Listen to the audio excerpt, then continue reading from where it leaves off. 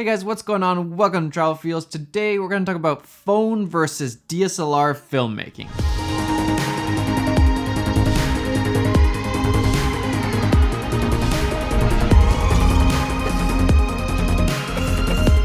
If you've looked at cameras at all, we all know that filmmaking gear is really expensive, and I've been doing this for a long time now, so I've kind of just gotten used to the prices. So when I'm reviewing things or talking about different products and I say it's cheap, it might be cheap to me, but not necessarily cheap to you guys. So many people comment saying that's way too expensive or the prices for that are way too high.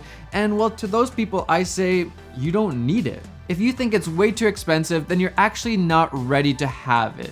Once you start working on projects with actual budgets and you're getting paid, then you're investing in gear, and if you don't have the gear, you can at least rent it. The budgets will cover those. You can rent the gear. You can always get something that's decent. You might not be shooting on the top of the line cameras, but you're gonna get something that's gonna do the job and do it well. If you're not getting paid at all, well then you don't need an $8,000 camera or a $3,000 camera, even for that matter. If you are getting paid, then it's just an investment into your company. And rumor has it there's a big giveaway going on. I'm not doing it, but there's a big giveaway going on that I'll talk about at the end of the video. So the moral of the story is that there's a camera for everyone. If you're in Hollywood or you're shooting really high-end commercials, you're gonna be shooting on something like a Red or an Alexa, and those cameras can cost all the way up to $100,000 and maybe even more. If you're a filmmaker and that's your career, but you're not doing the high-end commercials, then maybe you have something like the C100 or a C300 like I have. Or maybe you're just starting out and you're shooting your first wedding and you have something like a GH5 or a Canon 5D. But most likely, if you're saying it's way too expensive, then you just have something like a phone to use for your filmmaking purposes, and you're probably a hobbyist. And there's nothing wrong with that, but I started to think a lot about mobile phone filmmaking versus DSLR filmmaking, because that's what most of us are using, either a phone or a DSLR. Most people aren't using the really high-end cameras. And the cameras on phones these days are crazy. I think most of us take for granted that they can shoot 4K, crazy slow motion, even the fact that they could shoot 24 frames per second. That's a fairly new thing that smaller format cameras can do 24 frames per second.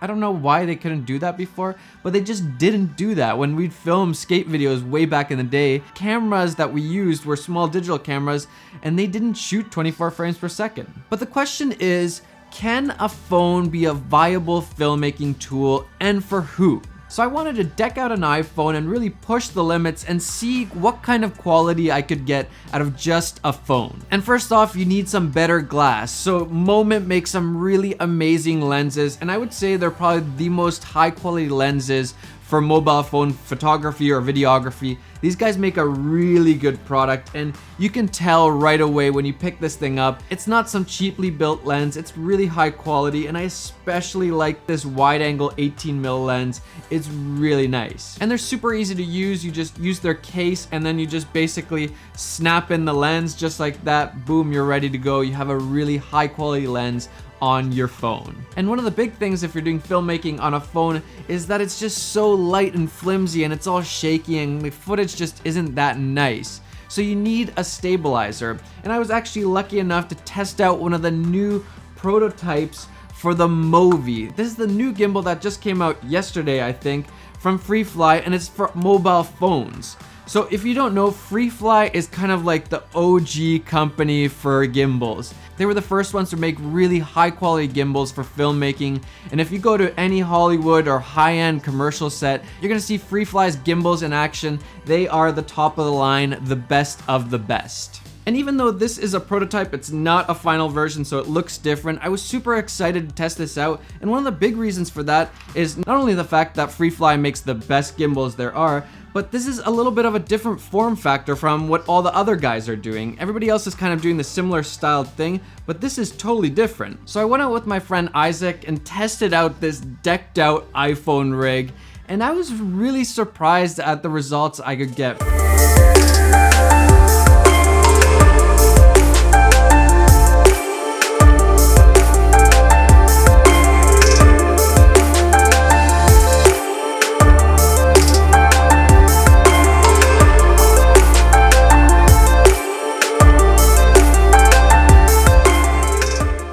First off, the lenses from Moment, super high quality. I really like the look that comes out of these. I really love this wide angle lens, and when you pair it up with the gimbal, you just get really cool shots, and I was actually pretty surprised at what you could get with just this. The gimbal is a different form factor from all the other guys, so I was really curious to test it out, and I was a little bit skeptical at first, but I actually really like this. I feel like it's a lot more stable, and I also like the fact that you can just put it down on the ground. You can set it up like this, makes it really easy. You can give yourself a break if you're tired, just put it on the ground, and it also allows you to do some other cool things, like you can put it down and set a point A and B, and then it'll do a camera move from those 2 points, and you can also do time lapse with that same thing, so you can actually do a really cool moving time lapse with this thing. And then it also has this hyperlapse feature, which was actually pretty cool. I tested it out, and I could see there being some use for this, especially if you're making some cool hyperlapses for your travel films or anything like that. It's a really cool thing. And one of the big things I think with this gimbal is the software. The app that it comes with just works really well. There's a ton of different options there, different modes and different settings for each of the modes, so you can really dial it down. And that's where a lot of the other gimbal companies kind of fall apart. Their software just isn't very good, and it's not user friendly, and if something goes wrong, it's really hard to fix. Here you have tons of settings and options, but it's laid out nice and easy, so it's easy to use, even though I was using it for the very first time. I like how small this ends up being too. I try to do some shots that you couldn't do with another gimbal, especially with a bigger camera on it, something that only this guy can do.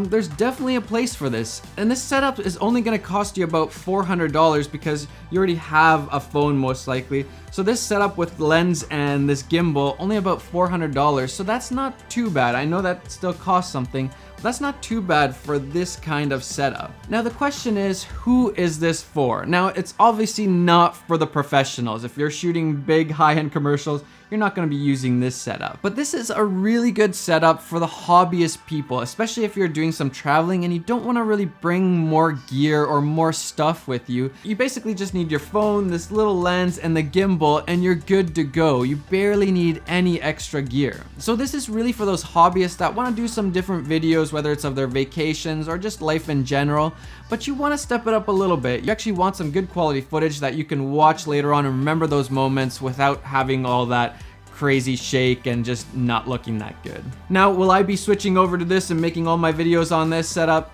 No, it's not gonna happen, maybe someday, but right now DSLRs still have so many advantages over mobile filmmaking. But for so many people, this is the perfect kind of setup, especially if you're just a hobbyist. This is the kind of setup that you want. So definitely check out the new Movi from FreeFly and the Moment lenses.